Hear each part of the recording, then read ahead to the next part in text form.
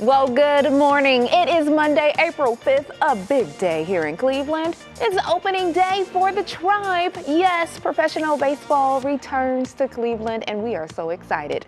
I'm Danielle Wiggins with your 3 News Now morning update. Thanks for spending a few minutes with me on the WKYC Facebook, YouTube, and Instagram pages.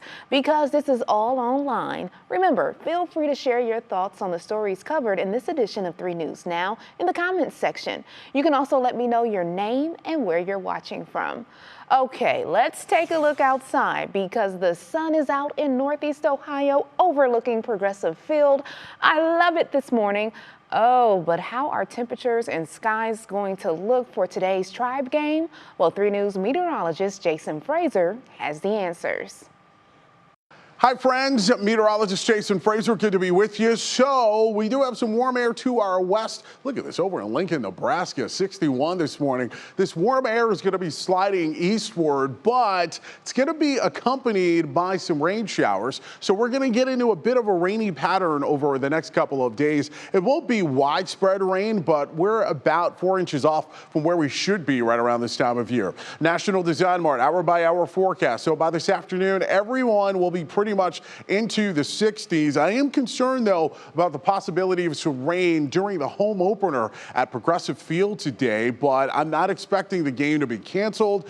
This will definitely be a brief shower. As a matter of fact, everyone today has a brief chance at seeing that towards the latter half of the afternoon and into this evening. Overnight, I do expect some of those clouds to dissipate. I think tomorrow morning sunrise is going to be absolutely beautiful, but by the afternoon time, especially eastern areas of Northeast Ohio could end up seeing a quick shower or two develop. All right, here's a look right now at your Union Home Mortgage 7-day outlook. So we'll top out today in the mid-60s, 72 for tomorrow. We improve to 76 along with some sun peaks on Wednesday, 77 by Thursday. That is our chance at potentially seeing 80 degrees in some inland communities here in Northeast Ohio. Then we cool down for Friday, high then of only 69 degrees, 61 by Sunday. But you know what, friends? It's spring.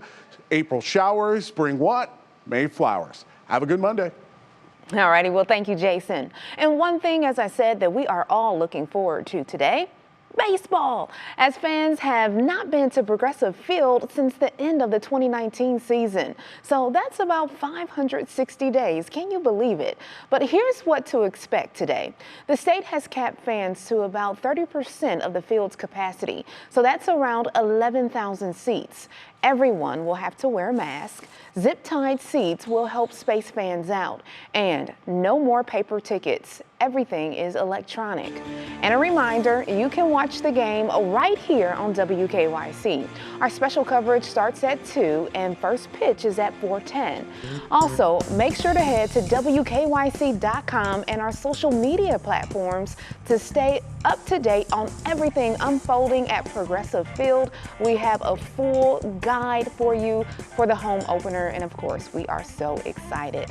Okay, now, besides the Tribe's home opener, another reason to celebrate today, because it's Dyngus Day.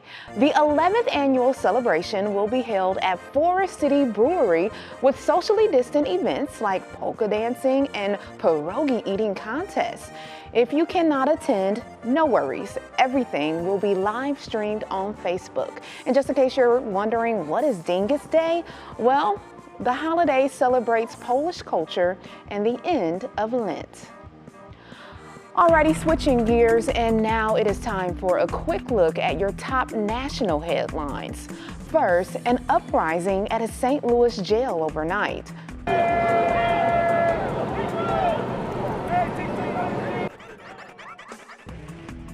Broke windows and threw objects onto the street below, including mattresses. This is happening 2 months after another uprising that hospitalized a correction officer. The mayor of St. Louis appointed a task force to look at conditions inside the jail that may have led to the disturbance. And the murder trial for former police officer Derek Chauvin is expected to resume this morning in Minneapolis. The prosecution is now relying on law enforcement testimony this week. So far, prosecutors have called 19 witnesses. Some top law enforcement have called Chauvin's actions completely unnecessary. Chauvin maintains his actions were reasonable. And meantime, officials in Manatee County, Florida will give an update on the wastewater breach at Piney Point. A break at the reservoir was discovered Friday, and there is fear it could collapse. Florida's governor declared a state of emergency, prompting mass evacuations for hundreds that could end up with flooded homes. Officials say the situation is improving, but still critical. An update today is scheduled for 12:30 p.m. And closer to home to the latest news in our fight against coronavirus. This week, college students in Ohio get immediate access to vaccines. College students are already age eligible for the shot, but now they can get the vaccine without leaving campus. Governor Mike DeWine says students will get the single-dose Johnson & Johnson vaccine. He'll be at Ohio State this morning to share updates on this plan. And a mass vaccination site is now up and running in Summit County. The site at the fairgrounds opened Saturday morning, vaccinating 1,500 people that day alone. Remember, if you want to get a vaccine here, you will need to sign up ahead of time. The next clinic is scheduled for this Wednesday. And yes, we've already checked. Man, we checked those scheduled and all the appointments for that day, they are already full. But you can check the state's website for the Thursday clinic and to sign up for open times. We have a link over at WKYC.com. And new this morning, Delta Airlines says it had to cancel 100 flights Sunday due to staff shortages. This is as the airline had over 1 million passengers over the past few days. That's the highest number since the pandemic or before the pandemic began. The airline apologized for the inconvenience, and to help rebook passengers, they opened up the middle seats, something it didn't plan to do until next month. Okay, so we know that opening day is one of the best things happening here in Northeast Ohio today. But this next story may also be one of the best news updates you'll hear all day. Today, you can actually get in on the fun in one of the oldest traditions at the White House, the annual Easter egg roll. And you're like, wait. Easter was yesterday. Okay, let me explain.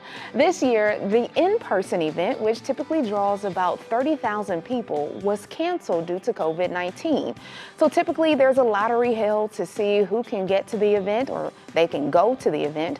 But today, anyone can participate. On the White House Historical Association website, you can do a virtual egg hunt and 360-degree tour of the White House, where you can learn all about the history of the Easter egg roll. So very, very cool there. Well, thank you for taking time to join me for this 3 News Now morning update. Our digital team will continue to bring you the stories making headlines around Northeast Ohio and beyond. Make sure you continue to check our social media pages and WKYC.com throughout the day. And don't forget, the Indians game is again right here on WKYC at 4:10, but our special coverage starts this afternoon at 2. We'll be sharing fun facts, have live interviews, and more, both on air and online. I'm Danielle Wiggins, and I'll see you Tuesday morning on Go, starting at 4:30 a.m. Have a great day, everybody.